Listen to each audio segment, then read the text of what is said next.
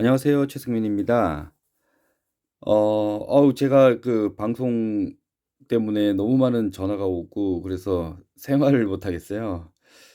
그리고 또 많은 분들이 또 이렇게 응원해 주시는지 몰랐습니다. 아무튼 감사드리고요. 뭐 유튜브 방송은 뭐 계속 할 겁니다. 거기에 대해서 너무 많이 이제 걱정하시는 분들이 계시는데 저는 사실 유튜브 수익을 이렇게 만들지도 않고 있고 시더스 이렇게 시작하면서부터 뭐 전국에 뭐 엄마 같은 회원분들이 많잖아요. 이런 분들이 이제 외부의 세력들한테 이렇게 당하는 게 너무나도 이렇게 안타깝고 시더스가 좋기는 너무 좋은데 이거 설명을 못 하시는 분들이 참 많잖아요 솔직히. 이런 분들을 위해서 사실 시작한 게 이 유튜브 방송이거든요. 그러니까 뭐 사실 뭐 그 외부에 있는 그런 세력들과 홀 혼자서 이렇게 긴 시간 이렇게 싸움으로 인해서 스트레스도 참 많았고 뭐 그래도 사실 뭐 힘든 거 뭐 보다 또 이로운 게 많았기 때문에 이 유튜브를 계속 할 수 있었습니다. 그랬던 가장 큰 힘이 이렇게 전국에서 이제 응원 메시지나 응원 전화로 이렇게 많이 이렇게 좀 저에게 마음의 위안을 또 용기를 이렇게 주셨기 때문에 가능했던 것 같고요. 사실 뭐 12월 그때 그 시더스에 처한 그 상황에서도 뭐 가만히 있을 수가 없었어요. 뭐 제가 뭐 그렇게 힘이 있지는 않지만 1년 동안 유튜브를 통해서 우리 많은 우리 회원분들과 이렇게 소통을 했기 때문에 그런 회원들의 이제 뭐 팬덤의 권익, 뭐 재산 이런 걸 좀 지켜 드려야겠다라는 생각이 많이 들었어요. 그래서 이제 방송을 그래 쪼금 좀 집중적으로 많이 했었던 것 같습니다. 앞으로도 이렇게 당당하게 유튜브 저는 이제 유튜브 방송 수익을 이제 신청을 하려고 해요 이제는. 그 수익을 받으면서 객관적인 방송을 지속적으로 하도록 하겠습니다. 그러나 뭐 특정인이나 뭐 진영 뭐 이런 특정 진영을 뭐 일방적으로 공격하거나 그런 일은 뭐 하지 않겠습니다. 뭐 거기에 대해서 상당히 뭐 불쾌한 건지 두려운 건지 그런 거는 모르겠는데 거기에 대해서 민감하게 반응하시니까 뭐 그런 건 하지 않도록 하겠습니다. 오늘 뭐 재판 뭐 공판 준비 재판 준비 기일에 변호사님들 프리젠테이션을 이렇게 하셨다고 그러시더라고요. 이게 잠깐 들어봤는데 몇 가지 쟁점에 대한 제 이야기를 한번 해 보겠습니다. 제가 1년 동안 유튜브에서 했던 얘기들이에요. 첫 번째, 받은 선수금에 비해 매출이 너무 적다 그런 얘기를 하시는데요. 시더스는 은행이나 투자자들에게 돈을 빌리지 않습니다. 쿠팡 같은 경우에는 큰 투자자들에게 지분을 이렇게 넘기고 사업 자금을 이렇게 확보해서 그렇게 활용을 해서 큰 성공을 거뒀잖아요. 이 큰 성공을 거두면서 플랫폼을 만든 사람하고 투자를 한 투자자들은 큰 돈을 벌었습니다, 상장을 하면서. 시더스는 일반 회원들에게 미래에 사용할 재화에 대한 매출을 미리 땡겨서 받는 게 선수금이거든요. 내가 장기적인 소비를 시더스에 미리 내고 장기적인 혜택을 받아가는 구조입니다. 미리 받은 선수금은 시더스 사업의 자금으로 활용되고요. 거기에서 발생된 수익금을 플랫폼 개발자나 투자자가 모두 받아가는 그런 부의 독식이 일어나는 구조가 아니라 일반 회원들에게 돌아가는 그런 구조로 만들어진 것입니다. 그러니까 시더스는 은행이나 투자자에게 빌린 게 아니고 회원들이 미래에 사용할 그런 소비를 미리 선수금 개념으로 받아서 사업을 진행하고 이익을 내는 그런 구조입니다. 공소장에 이렇게 적혀 있다는 내용을 이렇게 반문하자면 아니 돈을 벌 목적으로 시더스 회원들이 모인 것이 아니냐라고 이렇게 물어보시는데요.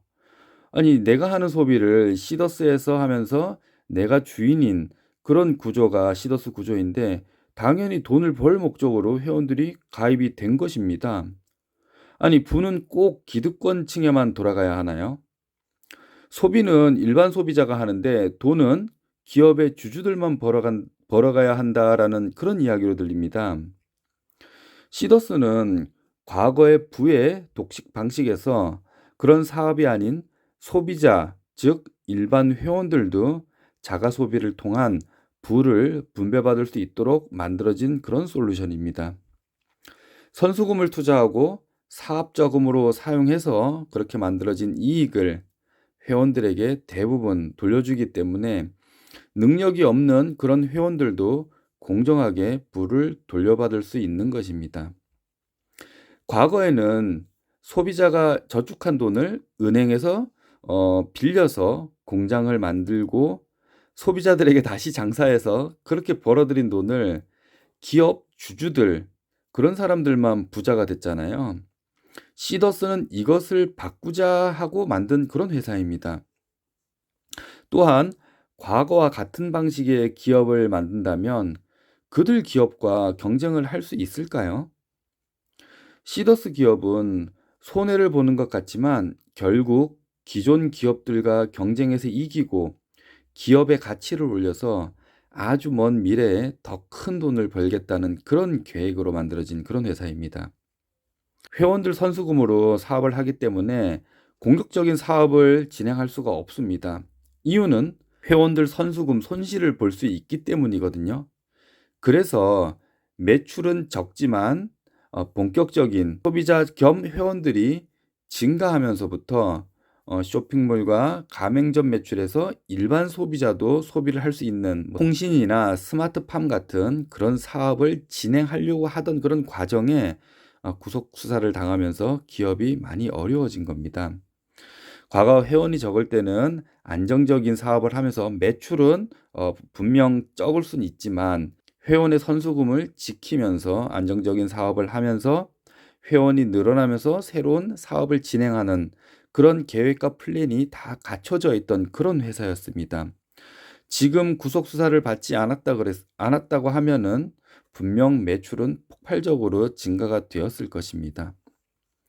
그러면 쿠팡보다 비싼데 왜 시더스몰을 이용을 했을까요? 어느 누구도 시더스몰에서 소비하라고 강요한 적이 없습니다. 시더스몰에서 소비를 한다고 해서 수당이나 돈이 더 생기는 게 아닙니다.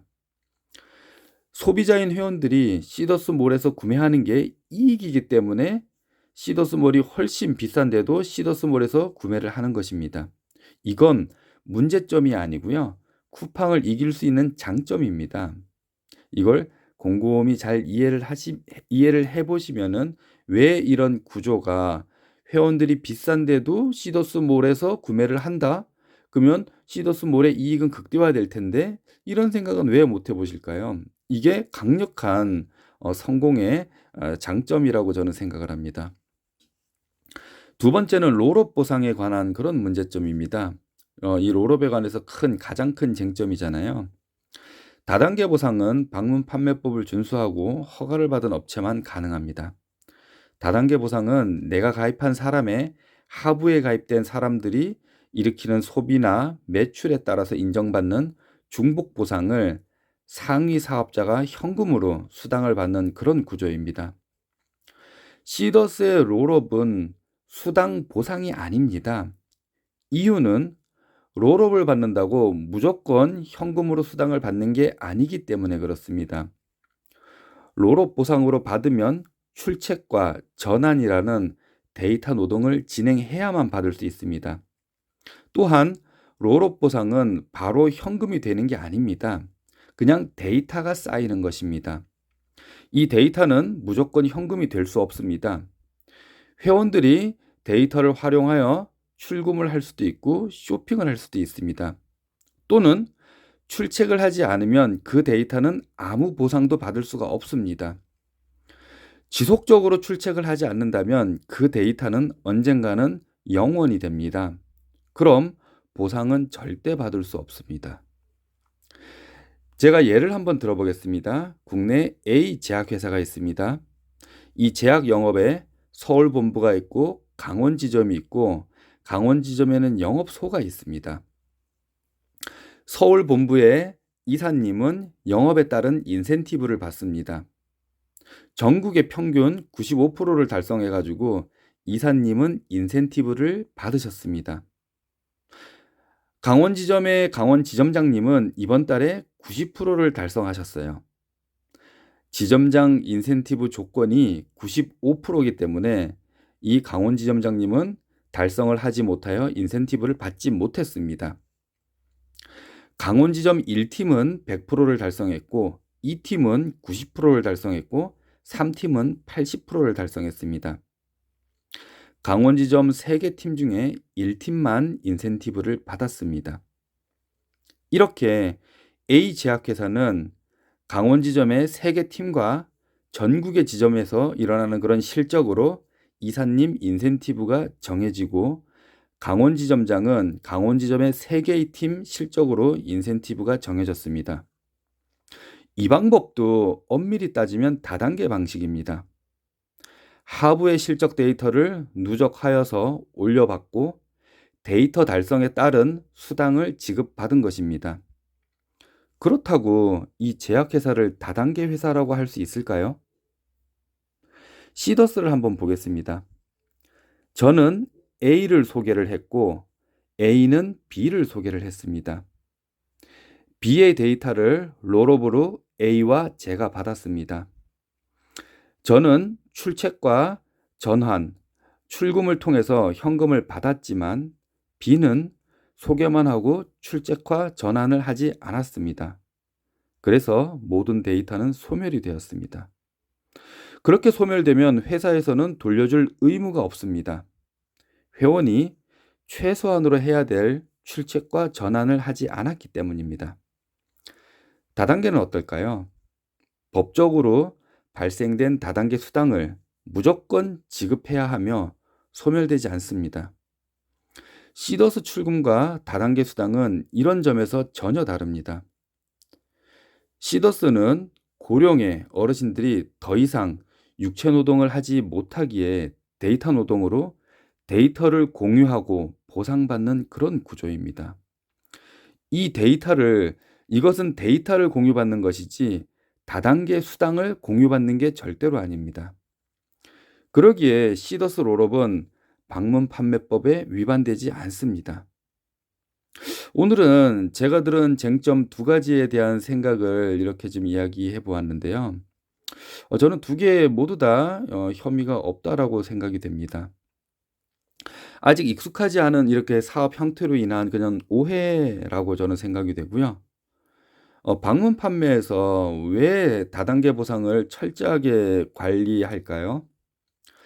이 다단계 보상을 미끼로 사업자들을 모으고 과대 광고를 통해 가지고 피해자가 나올 수 있기에 저는 만들어졌다라고 생각이 됩니다. 또한 무리한 다단계 보상은 꼭대기에 있는 상위 사업자, 즉 먼저 시작한 사업자만 돈이 벌리는 그런 구조로 만들어지기 때문에 아마 이런 제한을 둘 수도 있을 것 같습니다. 시더스를 한번 볼까요? 롤업을 한다고 무한대로 돈이 벌려지지가 절대로 않습니다. 아무리 롤업을 해도 정해진 그런 구간의 수입만 발생이 됩니다. 7데이터 기준으로 아무리 롤업이 많이 올라온다고 해도 조건이 달성되지 않으면 일주일에 130만 원 출금이 최대입니다. 이는 롤업이 수당이 아니라 기준점을 만들어주는 데이터이기 때문에 그렇습니다. 그러기에 롤업은 불법 다단계 보상이 아니라고 생각합니다. 오늘 재판에 관한 내용은 이렇게 정리하도록 하겠습니다. 마지막으로 제 영상을 이렇게 무단으로 재편집, 재사용하면은 유튜브 수익 창출 이렇게 정지될 수 있어요. 그러니까 제 영상은 그렇게 무단으로 재사용하지 마시기를 당부드리고요. 저는 뭐 회장님만 옹호하거나 뭐 무조건 엄 변호사님을 옹호하고 그러지 않았습니다. 제 과거 방송을 잘 안 들어보신 것 같은데 이번 기회에 한 번 더 자세하게 들어보시면 아실 거예요. 저는 뭐 사실을 이야기하려고 하고 객관적인 제 의견을 유튜브라는 자유로운 공간을 통해서 이야기하는 것입니다. 저는 누구를 대변하지 않아요. KTN 방송을 언급한 것은 언론이라고 하면 공정해야 하는데 언론상을 수상하신 그런 채널에서 100% 시사물을 지지하는 그런 발언들을 계속 하시기 때문에 제가 언급을 한 겁니다. 또한 뭐 어떻게 제 이야기는 100% 그렇게 틀렸다고 이야기를 하실까요? 그것도 편파입니다. 아무리 제 생각과 제 말이 잘못되었다라고 해도 모두가 100% 틀릴 수는 없거든요. 그러니까 즉 야당이 하는 일은 여당이 무조건 반대하고 이런 일들이 있잖아요. 저는 그렇게밖에 보이지 않는 거예요. 그런데 어제 들어보니까 하나하나 모든 내용이 틀렸다라고 반박을 하시더라고요. 아니 그래도 이거 정도는 뭐 맞다라고 할 수도 있는데 어떻게 100% 제 말이 틀릴 수가 있을까요? 그것도 좀 이상했고 그런 것들을 이제 보면서 뭐 시사모 대변하는 그런 방송으로밖에 볼 수 없었습니다. 그런 제 객관적인 의심과 생각이 들었기 때문에 이야기를 한 거고요. 뭐 저보고 뭐 "그쪽으로 와서 함께 하자."라고 그렇게 요청을 많이 하시더니 뭐 제가 객관성을 유지해야 하고 또 "저와 좀 생각이 맞지 않습니다."라고 수차례 거절하니까 이제 뭐 저도 '제거를 해야겠다.'라는 그런 생각의 작전을 펴시는 것 같은데 저는 뭐 욕심도 없고 바라는 게 하나도 없기 때문에 그런 건 절대 두렵지 않습니다. 여기서 뭐 잃을 게 없기 때문에.